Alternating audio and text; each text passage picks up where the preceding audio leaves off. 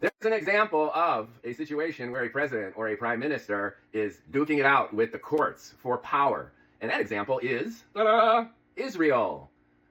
Bibi Netanyahu has been duking it out with his own judiciary in a very similar way that Trump is beginning to do it here. The courts in Israel have been trying to pull the plug on a bunch of actions that Netanyahu has been trying to do along similar lines.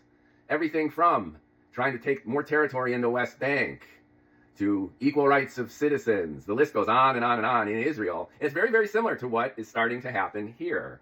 And by analogy, similar results might become manifest too, which is stalemate, which is a back and forth, which is ultimately Netanyahu coming on top and doing what he needs to do according to his grand vision, and ultimately with the desire of consolidating as much power into his authority. But the courts are designed as a hedge against this kind of hegemony, this kind of big control from an executive type leader. That is why they are there.